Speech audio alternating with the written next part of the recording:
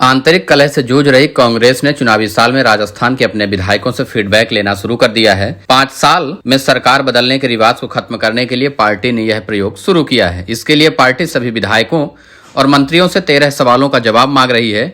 इन्हीं सवालों के जवाब के आधार पर चुनाव में कांग्रेस आगे की रणनीति तैयार करेगी। कांग्रेस ने 2023 विधानसभा चुनाव में 156 सीटों पर जीत दर्ज करने का लक्ष्य रखा है। कांग्रेस अशोक गहलोत के किए कामों को आधार बनाकर विधानसभा का चुनाव लड़ने की तैयारी में है। विधायकों से प्रदेश प्रभारी सुखजिंदर सिंह रंधावा, मुख्यमंत्री अशोक गहलोत, प्रदेश अध्यक्ष गोविंद सिंह डोटासरा फीडबैक ले रहे हैं। जिलेवार विधायकों को बुलाकर सभी मसलों पर राय ली जा रही है।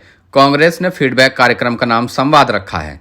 राजस्थान में कांग्रेस के पास अभी 105 विधायक हैं। सभी विधायकों के रिपोर्ट कार्ड इसी फीडबैक के जरिए हाईकमान तक पहुंचेंगे। राजस्थान में सरकार बदलने के रिवाज से विधायकों का परफॉर्मेंस भी खराब हो जाता है। सरकार विरोधी लहर में भारी तादाद में विधायक चुनाव हारते हैं। अशोक गहलोत के मुख्यमंत्री रहते 2003 और 2013 का चुनाव हार चुकी है।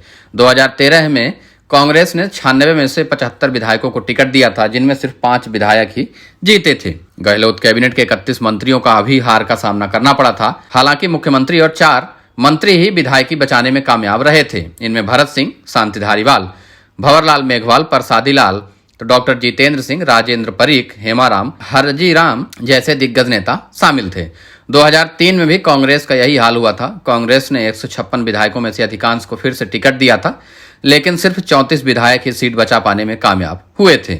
19 मंत्री तक चुनाव हारे। 2003 और 2013 के रिजल्ट से सबक लेकर ही इस बार विधायकों के जीत पर ज्यादा फोकस कर रही है। इसलिए चुनाव से 7 महीने पहले विधायकों का फीडबैक लिया जा रहा है। फीडबैक में शामिल होने आ रहे विधायकों के बारे में प्रदेश अध्यक्ष गोविंद सिंह डोटासरा प्रभारी सुखजिंदर सिंह रंधावा को जानकारी दे रहे हैं। इस दौरान विधायकों का बैकग्राउंड और उनके किए गए कामों के बारे में भी जानकारी साझा की जा रही है। हालांकि बैकग्राउंड के बारे में जानकारी दिए जाने पर सचिन पायलट के गुट के एक विधायक ने मीटिंग में ही हंगामा खड़ा कर दिया था, जिसके बाद प्रभारी को उसे मनाना पड़ा। मीटिंग में शामिल हो रहे विधायकों के मुताबिक प्रभारी सुखजिंदर सिंह रंधावा और अशोक गहलोत एक ही सवाल पूछ रहे हैं, सरकार रिपीट कैसे होगी। इसके बाद विधायकों के सुझाव को प्रभारी नोट करते हैं।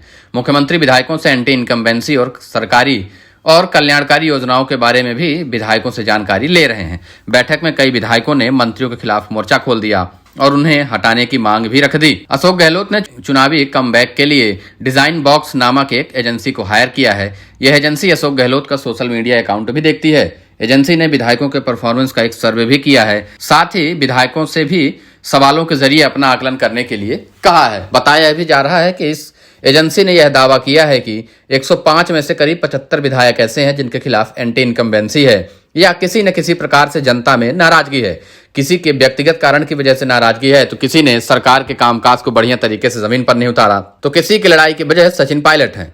राजस्थान में सचिन पायलट और अशोक गहलोत के आपसी खींचतान की वजह से भी विधानसभा में जीता हुआ प्रत्याशी और पिछली बार के पूर्व प्रत्याशियों के बीच खींचतान चल रही है और उसी के वजह से एक एक विधानसभा सीट का आकलन कांग्रेस पार्टी करवा रही है। अब गहलोत की एजेंसी का यह दावा है कि सभी विधायक आपके चुनाव नहीं जीतेंगे। करीब 75% ऐसे विधायक हैं जिनके खिलाफ किसी न किसी वजह से जनता में खासा नाराजगी देखी जा रही है। अगर उनके ऊपर दाव खेला जाता है तो कांग्रेस पार्टी मुश्किल में फंस सकती है। विधायकों के फीडबैक को एजेंसी विश्लेषण कर रिपोर्ट तैयार कर रही है और फिर उस रिपोर्ट को मुख्यमंत्री अशोक गहलोत और कांग्रेस हाईकमान को सौंपा जाएगा। इसी रिपोर्ट के सहारे विधायकों का भी भविष्य तैयार किया जा रहा है। रिपोर्ट में जिन विधायकों के खिलाफ एंटी इनकम्बेंसी की बात हुई है, उन विधायकों का टिकट काटा जाएगा। कांग्रेस पहले के चुनावों में भी ऐसा कर चुकी है। अगर किसी विधायक के विधानसभा में सरकार के खिलाफ एंटी इनकम्बेंसी होगी तो उस पर गाज गिर सकती है। जिला प्रभारी भी नापे जा सकते हैं।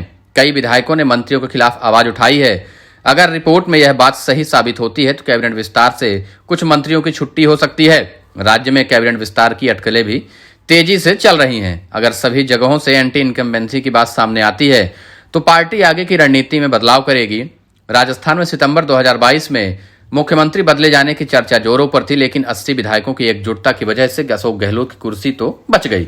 गहलोत ने इसके बाद ताबड़तोड़ कल्याणकारी योजनाओं की घोषणा कर दी, 19 नए जिले बना दिए और उसके तुरंत बाद ही चुनावी तैयारियों में जुट गए।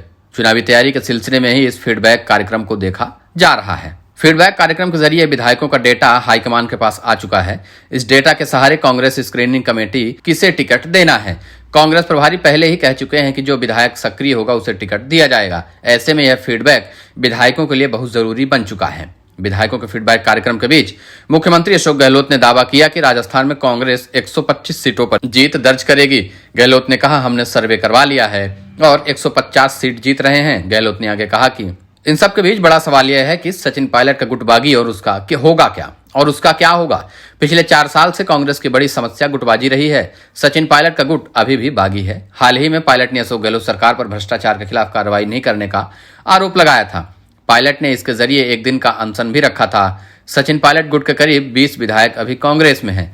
पायलट के अलग पार्टी बनाने की भी अटकलें मीडिया में चल रही हैं। ऐसे में सवाल है कि पायलट का क्या होगा। फीडबैक के बाद अगर पार्टी टूटती है तो कांग्रेस की सरकार रिपीट कैसी होगी। पूर्वी राजस्थान में सचिन पायलट की जबरदस्त पकड़ मानी जाती है।